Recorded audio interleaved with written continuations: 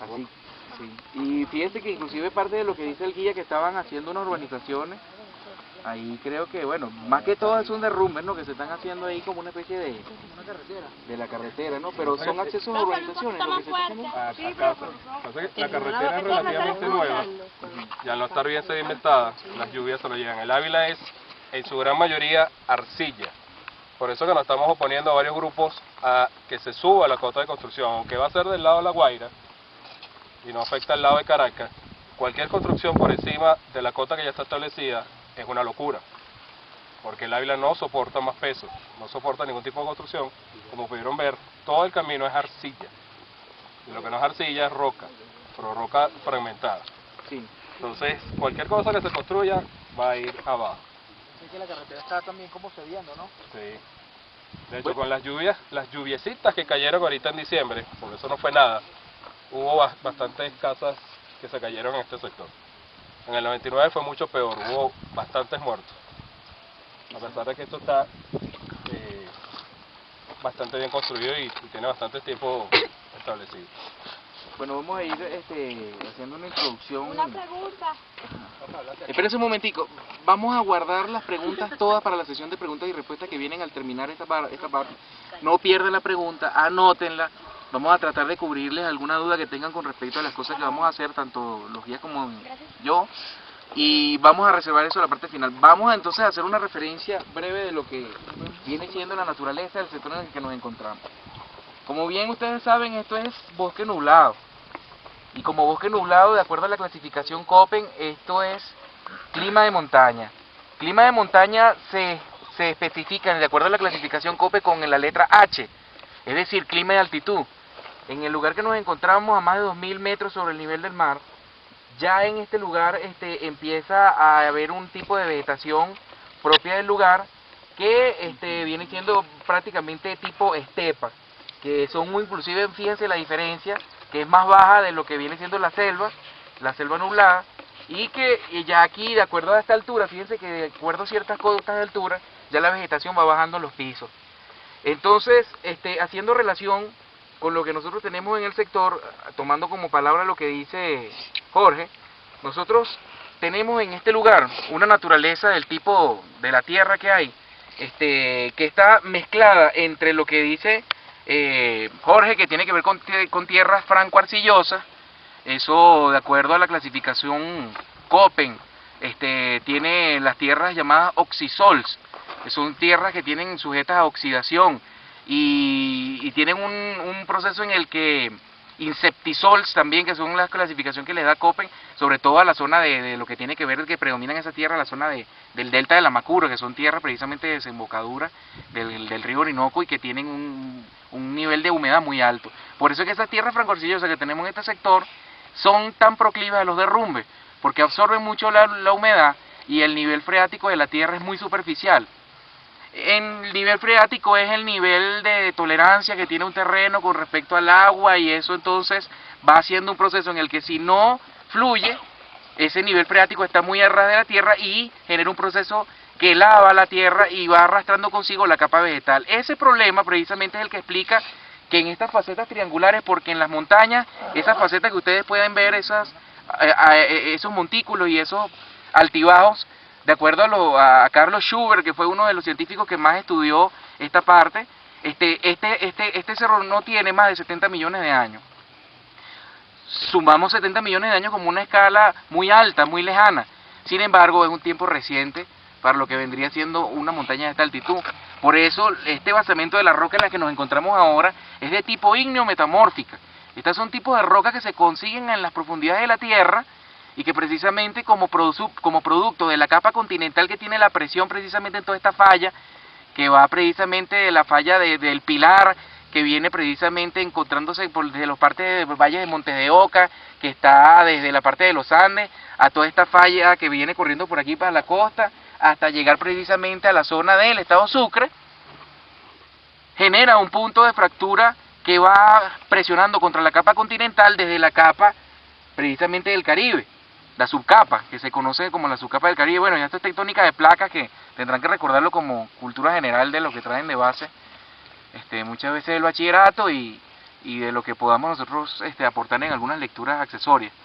Pero como geografía económica, al fin, nosotros tenemos que darnos cuenta que el terreno determina la actividad económica que se puede desarrollar en un sector también.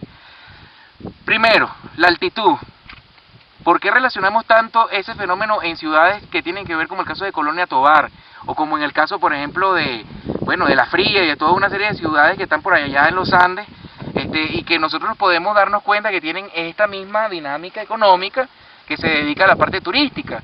Se presta por los cultivos artesanales de frutas que se dan en el sector, por la afluencia de personas que vienen buscando precisamente un clima agradable, para temporadistas, para personas que vienen impulsando de cierta manera una dinámica de flujo que trae inversiones, que trae un dinamismo en el sector y que ha permitido que la valorización del galipaleño, ¿no? Bueno, de la gente propia de este sector, tenga un nivel económico, un ingreso bastante alto. El guía nos estaba explicando precisamente cómo inclusive algunas urbanizaciones nuevas que están llegando tienen un nivel socioeconómico alto, que inclusive la parte de muchos sectores dirigentes del Valle de Caracas vienen y compran inclusive casas aquí, y verán que inclusive hay un proceso de construcciones, que se nota claramente el impulso del desarrollo urbanístico que tiene este sector. Si nosotros también a eso le unamos las vías de comunicación, podemos darnos cuenta cómo esta vía de recuas, que así se le llamaría inicialmente porque desde que los españoles la hicieron, esas vías empedradas que solamente a mulas se podían subir para llevar carga, y los burritos pues de la época, que era parte del granado mular, que era característico en ese tiempo, todavía en principio del siglo XX, hasta que no se hizo, lo que viene siendo la autopista ya en los años 50 con Pérez Jiménez, que trae ese impulso urbanístico ya forjado bajo la impronta de la empresa petrolera, que ya desde los años 30 en adelante venía acumulando unos recursos que permitieron hacer esas grandes obras de infraestructura. Eso que están viendo allá del teleférico, con todas esas estaciones que inclusive les estaban explicando ellos, de Loma de Caballo, y ¿cuál es la que sigue, Ángel? La de abajo, el Cojo, y todas esas estaciones que llegan allá tienen una historia de descuido que lamentablemente ustedes pueden ver mucha información acerca de las tremendas instalaciones muy deslumbrantes de los años 50, donde esas inversiones prácticamente se han perdido allí. Y bueno, prácticamente no, es un hecho que nosotros vemos que ese abandono por la falta de inversión en el tema del turismo, que es una de las partes de los ingresos que más mueven la economía de un país, se ha venido descuidando de una manera en la que hay muy poca inversión en el tema. Y esa tremenda infraestructura que ustedes pueden ver del Hotel Humboldt, que es uno de los hoteles pues más importantes en cuanto a servicios que pueden haber en la ciudad de Caracas, tanto por los tipos de habitaciones y el tipo de ascensores, el tipo de comedores. Es de verdad un lugar que está considerado ya patrimonio histórico por la UNESCO, y que tiene ya inclusive un valor de muy alto nivel, inclusive de la alta sociedad de la época, que está descuidado. Ustedes pueden darse cuenta que últimamente, después de las inversiones que se hicieron con el tema del teleférico nuevo que hay, y que bueno, ese es otro tema también de estudio muy particular. Hablar del teleférico es, dedicar prácticamente un objeto de estudio propio, porque inclusive las inversiones se dice que hubo mucho de lo que es buscando ganancia, de una manera en la que podía haberse recuperado la estructura, y todo lo que se hizo después, pues en verdad fue parte de toda una historia, pues de una conveniencia de negocio y demás que vienen por ahí, que dejaron perder esa estructura. Ahora, lo que sí podemos nosotros observar es que todo el potencial turístico que esta zona ha venido teniendo, en realidad, pues es difícil conocerlo, sino por personas que precisamente practiquen este tipo de actividades excursionistas, que son un sector relativamente reducido de la población que podría accesar, si hubiera más patrocinio, si hubiera más cuidado de los servicios de infraestructura que deberían haber para atender al visitante, si hubiese inclusive una manera de tratar de reactivar o de rescatar ese tipo de vías de comunicación como el teleférico, o algunos planes por ahí que están de repente para hacer alguna vía rápida hacia el sector de La Guaira, que van desde costas que suenan bastante como lejanas o fantásticas, como decir un ferrocarril a través que cruce gran parte pues de la montaña, o cosas como un teleférico que termine de hacer el circuito para llevarnos allá abajo. Pero son un potencial que precisamente la zona de Caraballeda tiene un monumento a la desidia en cuanto a ese descuido, precisamente, que es un gran galpón parecido al que está en Mari Pérez, absolutamente abandonado. Bueno, los guías nos pueden dar detalles del sector que realmente uno va al sitio, muchachos, y uno se acerca aquí a Loma de Caballo y puede darse chance en una de esas excursiones que ellos planifican y ver esas estructuras, el abandono. Eso da dolor. Uno siente de verdad que ha perdido algo, que cónchale, eso me lo han quitado como venezolano, teniendo derecho de acceder a esa belleza y esa inversión de infraestructura que fue hecha con la mejor intención para darle un servicio precisamente de distracción a los ciudadanos venezolanos, por una mezquindad del Estado, por descuido, por desidia, porque tal vez son obras que les emprendió la dictadura, como pudieran llamar ellos, a todo lo que fue Pérez Jiménez. Borrón y cuenta nueva, se abandonaron grandes obras de infraestructura, Roca Tarpeya, todo lo que tiene que ver con inclusive, bueno, estos edificios que están precisamente donde está la zona de arquitectura hindú, que está ahí cerca de la Plaza de la India. No recuerdo cuál es la organización esta que estaba, hasta hace muy poco que fue recuperada. Entonces, bueno, no recuerdo el nombre, se los debo, pero el asunto es que nosotros podemos darnos cuenta que desde que se instaura el movimiento, por ejemplo, basado ya desde la democracia hasta nuestros días, venimos viendo un proceso constante de desatención, sobre todo en la parte que tiene que ver la parte turística. Y yo creo que inclusive los gobiernos que han venido, porque en realidad vamos a tomar como república la única república que viene de la independencia. Como sentido histórico académico no podemos estar haciendo diferencia del punto de vista que vengan con conveniencias políticas de otro tipo. Pero si nosotros vemos entonces cómo se va diferenciando la historia, tenemos que ir diferenciando algunos periodos autocráticos y algunos periodos que van yendo de transición a la democracia. Y esa transición a la democracia comienza con la muerte de Juan Vicente Gómez y con Eliezer López Contreras. Es decir, que empieza una modernización del país, empieza a predominar el petróleo y la estructura rural se abandona. Específicamente lo que estamos viendo aquí es una estructura rural, urbanizada, donde pueden ver el desarrollo endógeno, donde pueden ver ustedes cómo ese modelo económico va cediendo paso a la nueva estructura transfigurada que va trayendo consigo la Venezuela capitalista, la Venezuela del petróleo, la Venezuela capaz de hacer inversiones que traigan consigo, bueno, todas esas estructuras que están allí, pues que son todo lo que es el Paseo Humboldt y toda aquella situación. Sin embargo, anteriormente, toda esta zona de Galipán existía y seguía siendo un sitio rural, pero imagínense cómo podíamos llegar aquí, que nos echen el cuento, por ejemplo, los guías de turismo, bueno, los guías, que cómo podemos nosotros valorar las vías de comunicación que están en este sector, que aún siendo vías un poco inestables, que se someten a derrumbe y que tienen una situación bueno, muy sujeta a lo que viene haciendo el clima, porque aquí llover, como yo les había hablado en un plan B, está lloviendo muy fuerte, torrencialmente, es un riesgo, porque los derrumbes están a la orden del día. Entonces, imagínense tener que evaluar llegar a La Guaira o un camino, una parte de a pie, es realmente un trajín desagradable.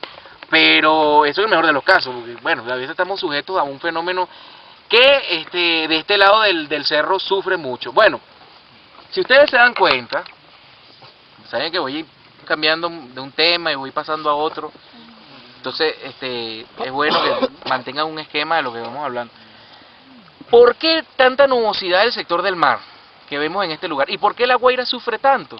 ¿Y por qué se deslava a un nivel que es inclusive mucho mayor al sector de la vertiente de Caracas? Porque existe un fenómeno llamado efecto Venturi, y el fenómeno del efecto Venturi hace que toda la humedad que viene del mar se asienta y se descarga, ¿ok?, del lado de la montaña que está de cara al mar. Entonces esos son lo que llamamos viento a Barlovento. A Barlovento. De alguna manera se debe el nombre de la ciudad de Barlovento a eso, que esas corrientes de aire que vienen precisamente de los vientos alisios se consiguen con la zona de Chichiri, bueno, Chichiriviche hacia Cabo Codera, que viene siendo ese sector precisamente del promontorio que está ya antes de llegar a todo lo que es Barlovento, todos esos pueblos que van después llegando a Píritu y toda esa zona precisamente de estas playas, ¿cómo es que se llama?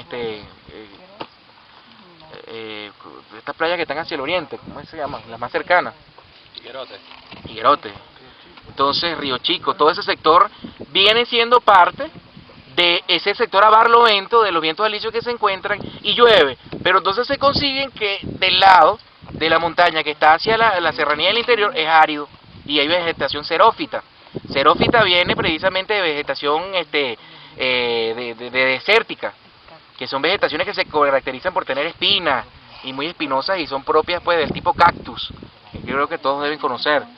Entonces nosotros vamos a poder observar cómo casi siempre el Ávila recibe el mayor embate de las humedades y de las lluvias del sector del mar, que es el efecto Venturi, el efecto Barlovento. Entonces aquí arriba precisamente es donde se concentra la mayor parte de la humedad que viene del mar, que descarga, y vemos la nubosidad casi siempre en este flanco, en este nivel que se acumula. Pero podemos ver que entonces por eso el clima de Caracas es diferente al de La Guaira, porque es la cara a sotavento, que es el otro nombre que lleva. Entonces los vientos que van de ella son más secos, siempre, y un poco inclusive más áridos en algunos sectores, que podemos observar. Por eso que el clima de Caracas es diferente al del sector de La Guaira. ¿Por qué entonces en la vaguada del año 1999, que podemos conversar un poquito a propósito del peñasco donde estamos aquí ubicados en este momento, luego un fenómeno llamado lixiviación, pero que geográficamente tiene su trasfondo desde el punto de vista económico en el desarrollo urbano de lo que pueden observar? Puesto que Caraballeda, desde la planta de Tacuba que viene allá al final, que esto es uno de los sectores, por cierto, donde podemos divisar un amplio espectro de todo lo que viene siendo la costa. No hay otro sector, por favor, no hay otro lugar dentro de la costa, aquí en el Ávila, por lo menos en la serranía de la costa, que divisemos una línea tan grande del mar. Aquí veremos desde allá, desde el fondo de Tacoa hasta allá, hasta los Caracas. Y nosotros podemos observar cómo aquí precisamente se han desenvuelto la mayor parte de las actividades portuarias, las vías de acceso, que tanto por mar como por tierra, porque también verán inclusive hasta la parte aérea que tiene el aeropuerto de este sector, tiene el puerto más importante de Venezuela, y tiene precisamente una planta termoeléctrica de acceso, que viene por el petróleo, los buques del petróleo que llegan aquí precisamente a las costas, que ustedes sabrán que cuando el asunto del año 2003, que hubo una crisis del asunto del petrolero, del paro de PDVSA, pues interno, que se llevó, hubo un suministro difícil para la ciudad de Caracas. Precisamente ¿por qué? Porque la línea de suministro nosotros nos llegan es por mar, y precisamente al estar parados los buques mercantes, los tanqueros propios de la empresa PDVSA que llegaban y surtían allá atrás del Peñasco a Tacoa, hubo una crisis absoluta de combustible. Entonces lo que tenían que llegar por mar, pues bueno, eso es otra historia que ya está documentada, que no es objeto del día de hoy. Pero es parte de la debilidad, de la escasa planificación que podemos encontrar dentro del ordenamiento urbano de la ciudad de Caracas. ¿Por qué?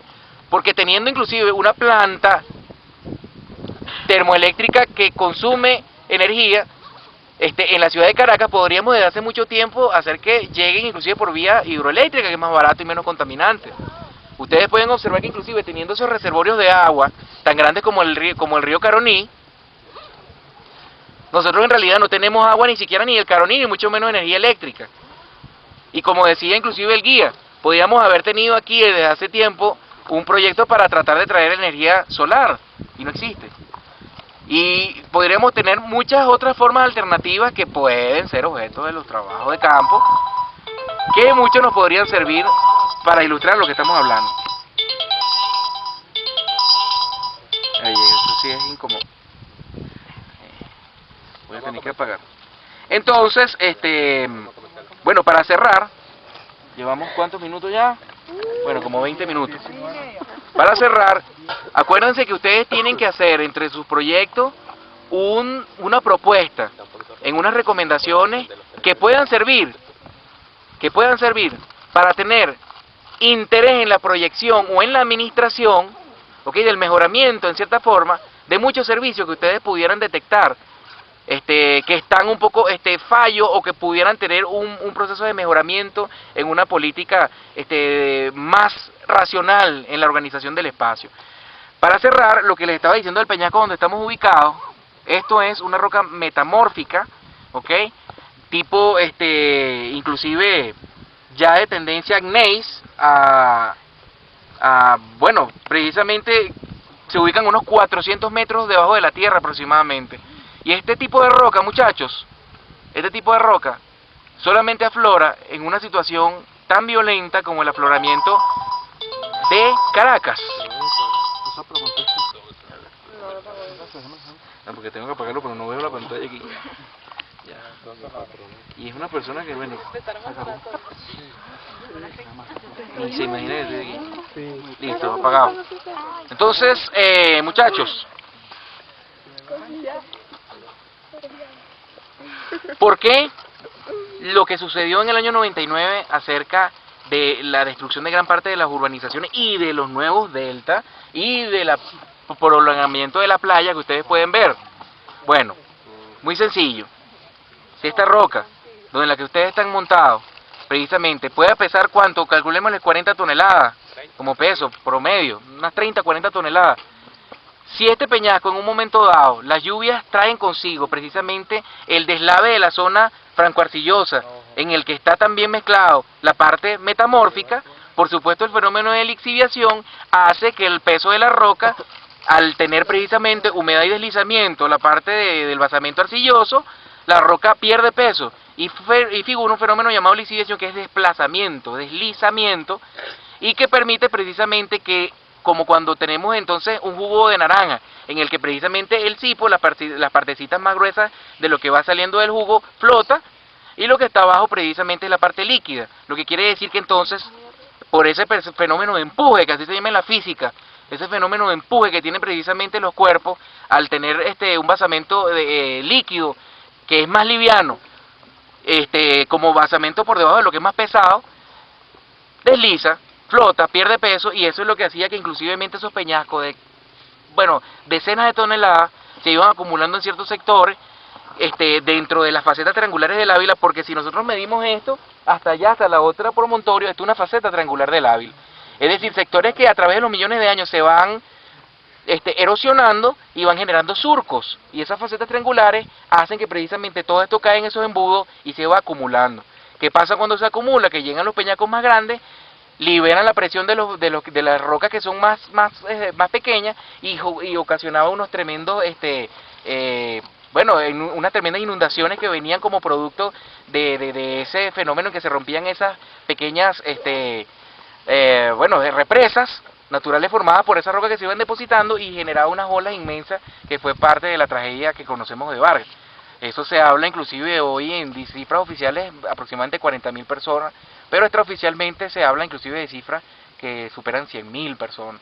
Es decir, que fue mucho más grave de lo que se habla. Inclusive personas se acercan a decir inclusive que el doble, a hablar hasta de 200.000 personas. En realidad, pues las cifras oficiales distancian bastante de la realidad con respecto a lo que fue el impacto, porque bueno, el Estado casi siempre minimiza un daño de este tipo para razones de la comunidad internacional y la opinión pública y todo lo que tenga que ver con eso, que ya es otro tema, pero que figura como parte del fenómeno que aporta parte de lo que dice el guía.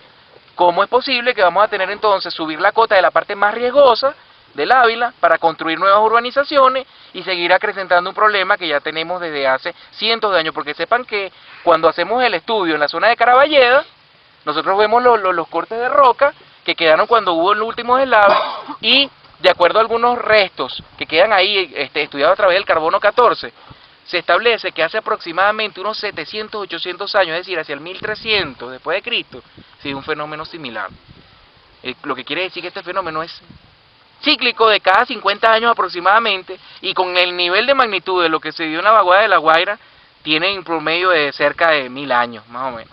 Sin embargo, ese fenómeno pues es señal de lo poderoso que puede ser la naturaleza y del riesgo que significa en que este hermoso cerro, cuyo nombre de Ávila precisamente se le debe a uno de los guardiamayores, uno de los capitanes, que era un brigadier español que llegó, que era Juan José de Ávila, precisamente hacia el año 1575, fue precisamente quien se encargó de hacer una administración del sector del Valle de Caracas, y entonces el Ávila se le fue conociendo como el Ávila desde entonces, y le debe ese nombre específico, pero en realidad el nombre sería Guaraira Repano, así le llamaban los indios precisamente de la zona, de los caribes, bueno, que decían varias etnias de los Catia, la zona de Caraballeda, cacique de Caraballeda, la zona de Caracas, tenían los caciques de Caracas, y el gran cacique de todo el sector, que era el cacique de Huaycaipuro, que era en realidad de los Teques, pero que tenía Sorocaima, Tedepaima, Tamanaco, toda esa gran cantidad de caciques que, bueno, ya conocían esto. Se dice que aquí el promontorio aquí en este lugar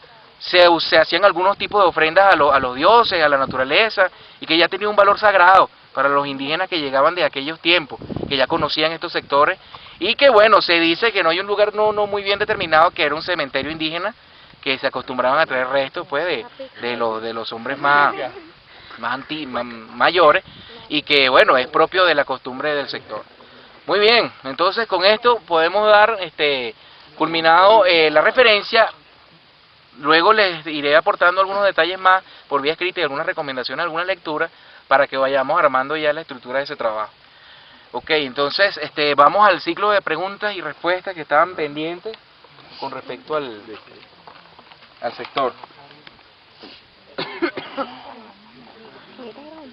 Una pregunta le iba a preguntar, era la flora y fauna característica y cuándo se comenzó a poblar aquella zona que se observa. 22 y 23. ¿Tu apellido es No es Pitia. Valeria, párate un momento.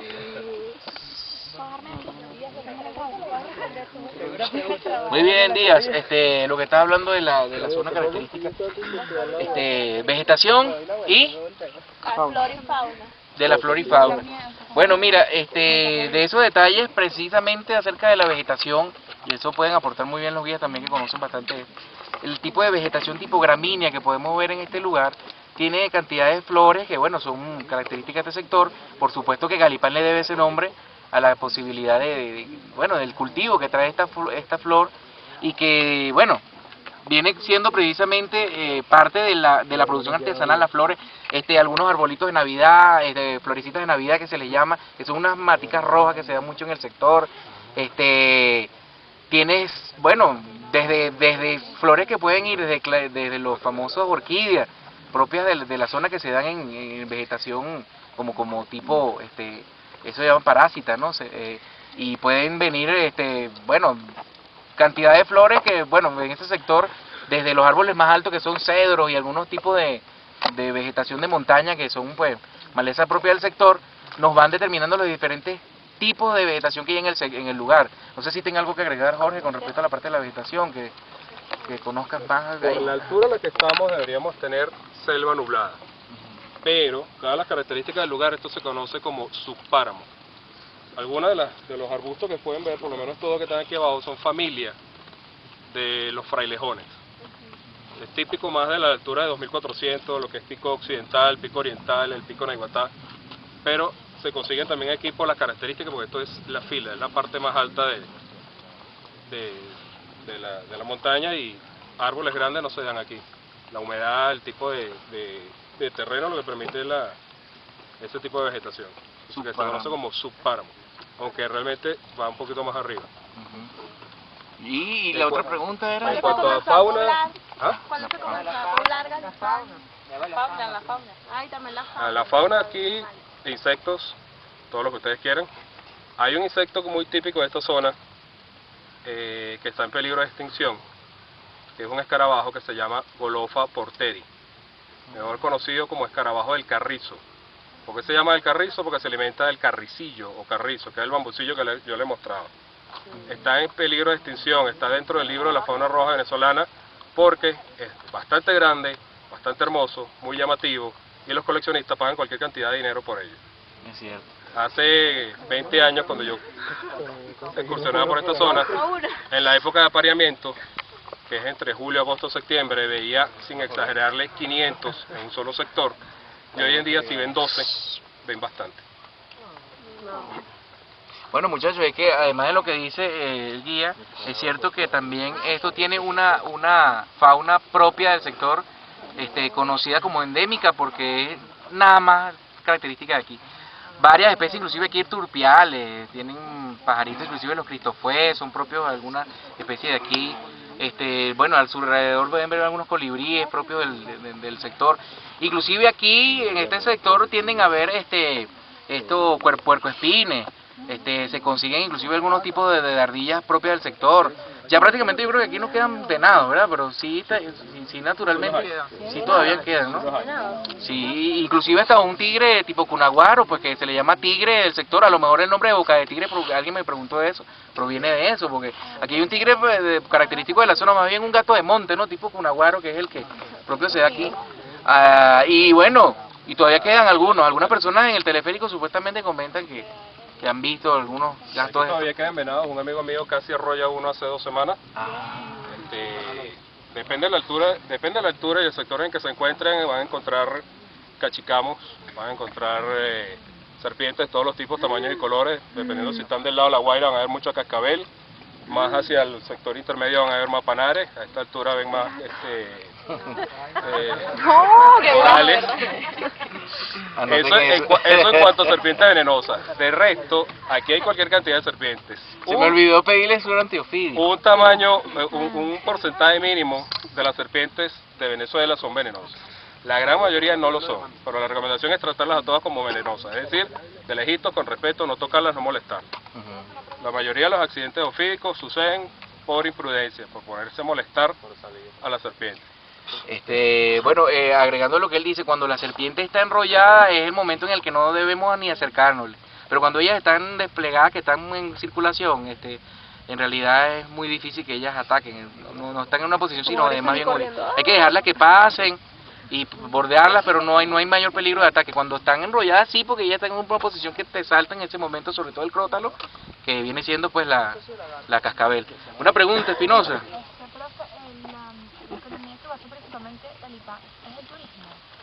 La economía en la que se basa el Galipán es el turismo mezclado con un poco de agricultura, bueno, también con una parte, sí, fuertemente turística, porque desde lo que vienen aquí a vacacionar, por ocasión a través del teleférico, que trae gran parte del capital que se gasta en el sector. Cuando lleguemos a Galipán vamos a hablar ya con más detalle de lo que vamos a ver allí, pero ver aquí que caballos, hay posadas, bueno, parques de diversiones o hoteles, tienen ustedes cosas que nos llevan a pensar que realmente el dinamismo del sector es turismo. Sin el turismo ni siquiera se produciría la parte agrícola que era la que inicialmente impulsó esta zona. Porque Galipán debe su nombre precisamente al comercio de las flores, que se hacían desde tiempos aquellos, de Isidoro, que se hablaba de Epa Isidoro, esa famosa frase que venía precisamente de un viejito que bajaba de aquí, Pacheco, que hace Pacheco el frío, y que era un viejito que vendía flores en el centro de Caracas, que bueno, eso viene de aquí precisamente de este sector, esa leyenda, y que, bueno, vamos a decir que es cierto que básicamente turismo. Ahora, acuérdense del punto del desarrollo sustentable. Esa zona tiene un desarrollo endógeno, porque ellos no dependen en su mayor parte de otro tipo de apoyo, sino de lo que ellos producen a través de su trabajo propio de la tierra en los terrenos que tienen cerca de las casas, desde tiempos muy antiguos, pues, bueno, si podemos llamar antiguos de la colonia hasta aquí, podríamos nosotros decir que ellos se han autosustentado y han tenido periodos fuertes de aislamiento, donde prácticamente no había forma de llegar sino por vía de recuas muy difíciles y escarpadas, y ya el galipaleño pues tenía una identidad, inclusive propia del sector, que los hacía muy gentiles, por cierto. Ellos tenían mucha fama de ser un gentilicio muy amable, de ser gente caballeros, por cierto, y que bueno, es propio de la historia y de la naturaleza del sector. Profe, por ser parque nacional, ¿tienen restringido el desarrollo agrícola? Un poco debería, pero eso, bueno, no, yo creo que pueden hablar. Ellos tienen una excepción, porque ellos estaban aquí muchísimo antes de esto ser decretado Parque Nacional. Esto fue decretado Parque Nacional en 1954 o 56, no recuerdo la fecha exacta. Ellos tienen 100 años antes aquí en el sector. Entonces hay una excepción. El problema que ellos enfrentan ahorita es que tienen prohibida cualquier remodelación, cualquier cosa que quieran hacer. Algo absurdo cuando vemos que los que tienen el poder, que no son precisamente los galipaneros, los descendientes de los isleños, son los que están haciendo el desastre aquí. Ay, ¿cómo de repente esos nuevos pudieron adquirir con permisos? ¿A quién se las compraron? ¿Quién tiene el poder? No, claro, pero por lo menos ¿a quiénes se las compraron o quiénes se dieron o los tomaron ahí? Gente que tiene poder. Muchas de las tierras muchas de las tierras fueron simplemente tomadas. Algunos galipaneros vendieron lo que era un pedacito así y han extendido, algo que por supuesto aumenta el riesgo de derrumbes. Y bueno, el dinero hace el poder. Compran a quien tengan que comprar y hacen lo que quieran hacer. Pero el galipanero, el nativo de aquí, el pura sangre como los 4 muchachos que nos subieron, eso no pueden hacer nada. En cuanto a la agricultura, ¿cuáles son las técnicas de cultivos que ellos utilizan? Bueno, el tipo de cultivo propio que tú ves en la zona, precisamente, eso que tú ves brillante allá es fresa, que le ponen un plástico propio, porque acuérdense que la fresa le cae mucho parásito, entonces tienes que agarrar unos plásticos propios. La técnica del cultivo es bien difícil, bien trabajoso, porque tiene que poner una forma en la que va saliendo la matica de la fresa, y tienen que ir precisamente protegida con un basamento plástico alrededor para que la plaga no se la coma.